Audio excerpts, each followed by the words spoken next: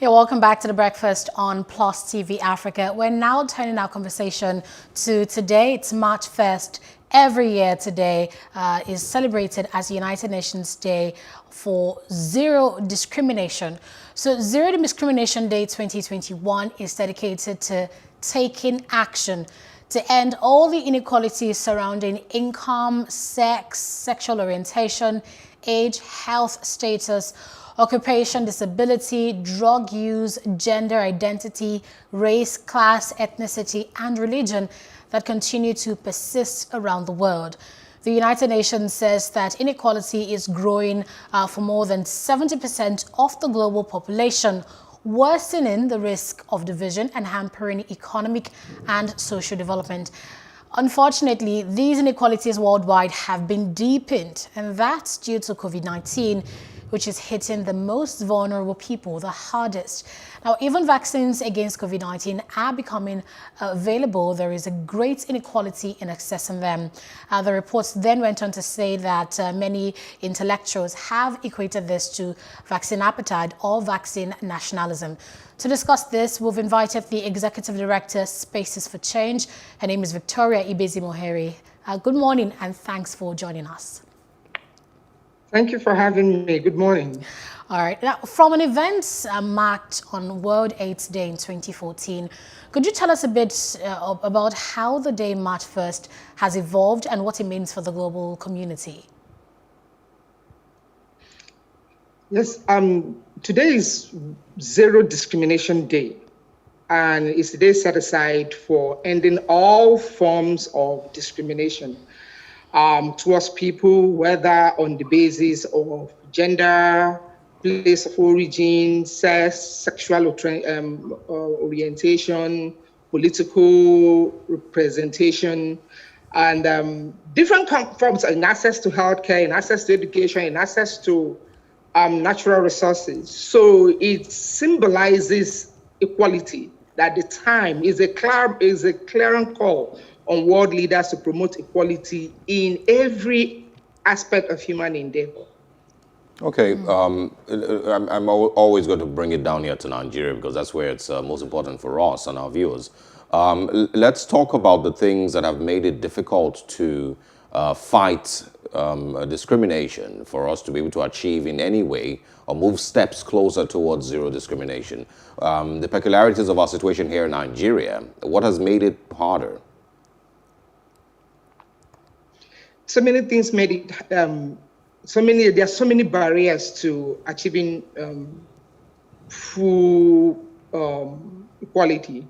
The first and foremost is that the Constitution recognizes importance of non-discrimination. So in section 42 of the Nigerian Constitution, which falls under the fundamental human rights, there is an express prohibition against all forms of discrimination. And by that constitutional provision, it says basically that no Nigerian citizen, whether by,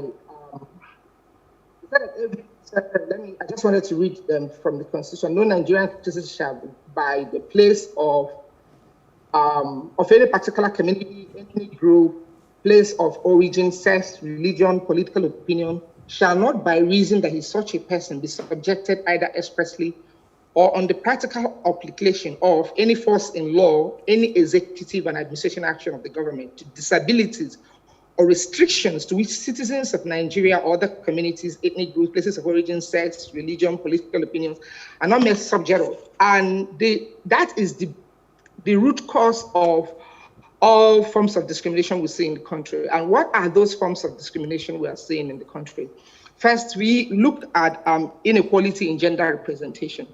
You would see from the House of Representatives to the Senate, the number of women you see in the green and the red chambers. Then also in the number of political appointees, you would see just about 6 women out of hundreds of people, in occupying very senior political offices. And that again is a gap. That again is inconsistent with the prohibitions in section 42 of the Constitution.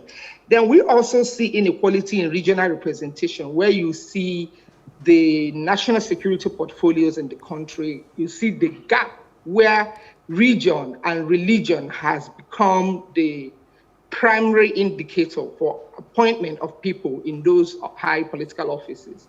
Again, we also see discrimination in access to education. We all know about the cutoff mark controversy, where students from a particular state will need to score as high as 138 to get into the unity schools. Whereas in other states, you also have to put students that sat for the same examination have to score as little as 2 to be admitted into the same schools. That again is one of the most brazen forms of inequality we see in the country. Then we bring it down also in access to healthcare. With COVID-19 has exposed the underbelly of the inefficiencies within our healthcare system. What have we seen? We have seen the politicization of disease. With the gas and oxygen scarcity, with the bed space scarcity, with the millions of naira people are required to cough out just to get a bed space. Obviously, the gap has widened and in access to healthcare, making it impossible for people within a certain income group to access healthcare, especially if they contact the coronavirus. Okay, so let's talk about some of these different areas as outlined by the UN. You just touched a bit on gender and education. So focusing on the bias in terms of social status, how bad is the problem here in Nigeria? In terms of the social status, bias, discrimination on the basis of social status. Buyer. Can you hear me? Yes, you said buyer. No, I'm saying let's talk about discrimination on the basis of social status and how bad the problem is here in Nigeria. I think is manifest in almost everything, even in the way we distribute social and economic resources and opportunities. We can see the examples like in Lagos State, where a Spaces for Change, we've been advocating for even distribution of infrastructure. And we see infrastructural inequities in the way our resources or infrastructure resources are located to places where the rich live and where the poor people live. Where the poor people live, they are often targeted by forced evictions. If there is flooding in downtown communities like Badia, in Ilobirin, or in places like Makoko, the official response to those localities would be, let's move them away. They are blocking drainages. They are constituting a nuisance to the society. So demolition is almost always the response, official response to people that live in those downtown communities. But if that same problem manifests in a choice neighborhood, maybe within the Ikoyi or Victoria Island corridor, then the government will start thinking of bringing experts together, start thinking of very ingenious ways of mitigating the problem without causing pain to the people that live in that neighborhood.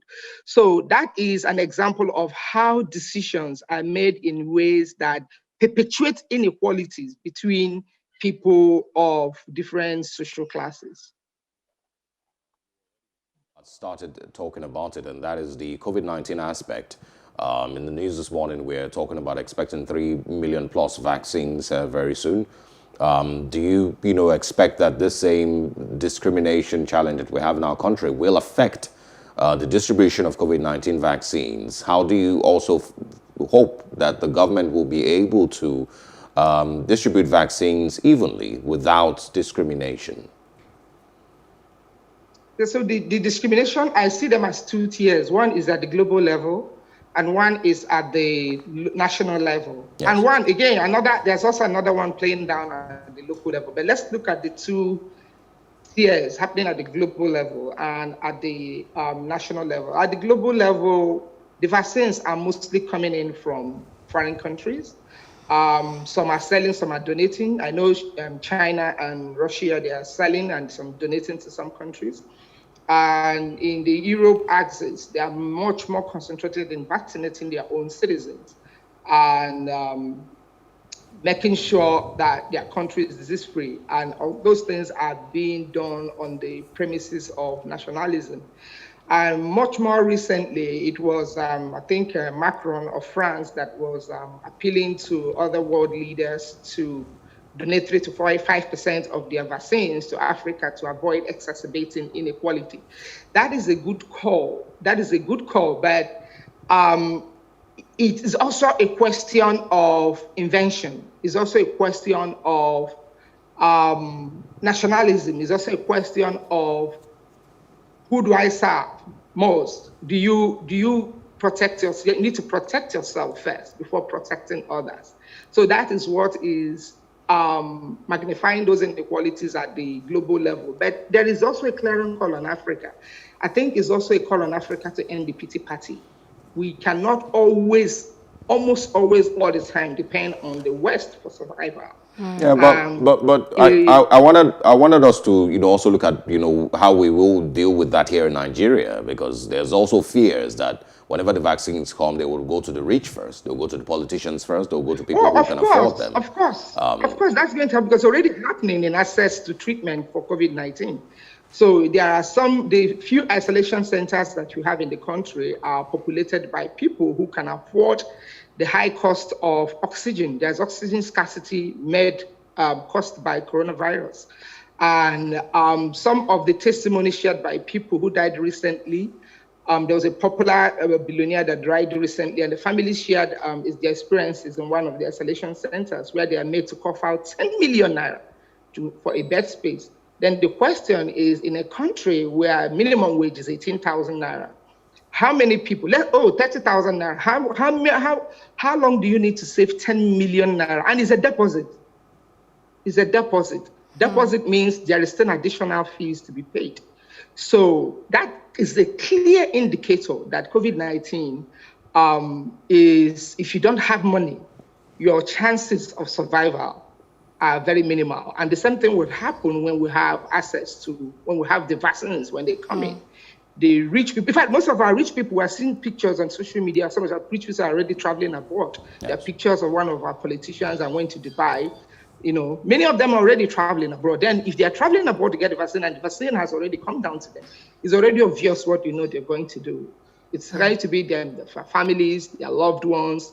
And when they protect those ones first, and if there's a leftover, of course, that's when ordinary masses will have a chance. Too sad. But the World Health Organization launched the COVAX to ensure that, states that are most vulnerable and cannot afford to purchase the vaccines can get access to them. But it's been how many years now, or rather how many months now, since vaccines, have been produced. But countries like Nigeria and many others in Africa are yet to get access to these vaccines. So really, how much can the COVAX Alliance do to tackle this and ensure that there is zero discrimination regarding vaccines? Yeah, the first thing is that there is the diplomatic commitment, then there is the political will. There has to be a match between the two. I think Ghana is the first country to have the vaccines arrive in their country. And the alliance can make certain commitments, and it has to be matched with political will of the people on the ground, people who make decisions on the ground. So if you have a COVID alliance making certain commitments to ensure that the vaccine reaches the most vulnerable and is not matched by seriousness, concrete action at the local level, some of those commitments, I'm afraid, might not materialize. And I think that there is best practice to copy from at the beginning, at the initial stages when the vaccine just came out. Western countries started by vaccinating their health workers and people above 17 because they were regarded as the most vulnerable to coronavirus infection. And afterwards, they expanded the distribution and spread of the vaccine to ordinary citizens, and millions of people have been vaccinated. So that is an example of how countries match political will with global commitments to see action happen on the ground. So until that happens, I'm afraid that those commitments might not mean much, especially with the trends we are seeing in the uneven distribution of access to treatment of coronavirus. From what you've described, there's a lot of work that needs to be done to drive the message of zero discrimination across Nigeria. And most importantly, there's a lot of conversations that need to be had, a lot of campaigns need to be done to fix this. But I want to move to another angle that I believe has a huge, challenge here in Nigeria, and that is the discrimination with regards to sexual orientation. How far, apart are we with regards to this? And, is there hope that, we can take a few steps closer towards achieving zero discrimination here? Yeah, Nigeria is still a country powered by cultural norms, cultural and religious norms. To a very large extent,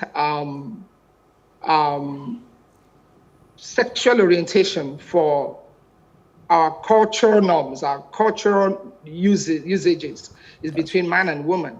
And increasingly, we are seeing a shift from man and woman relationships to same-sex relationships. And that is causing a lot of tension between advocacy and reality. The advocacy is let there be equality regardless of your sexual orientation. The reality is that it's producing a lot of tensions. And I think we're not producing results because there is a lot of shushuism. What I call by shushu is a lot of hushing down of people who are expressing their disapproval with those the letter-day advocacy. And once you are not allowing people to express the reasons for their discontent, then it likely produce tension. So there's no conversation going on. We know that it is now politically correct to just say, it doesn't matter, you can be free, you can like it, same sex, you can be straight. There's a lot of advocacy around it, but there's a suppression of the debate about what people want and what people don't want. And as long as you suppress those debates, you're not going to have a lot of solutions, a lot of enforceable solutions. And I think that suppression needs to cease so that people can have a valid conversation about how to deal with some of those conversations about sexual orientation. But at the core of this discussion is that there are lots of cultural inhibitions, and there are lots of religious inhibitions. There are traditional inhibitions to sexual orientation, that is any form of sexual orientation that is outside of what culture and traditions and religions have prescribed. All right. So thank you very much, Victoria Ibezi-Mohere, the Executive Director, Spaces for Change, for coming on The Breakfast to shed more light on this issue and to encourage people to practice zero discrimination, in the world today. Thanks again for being here. Thank you for having me.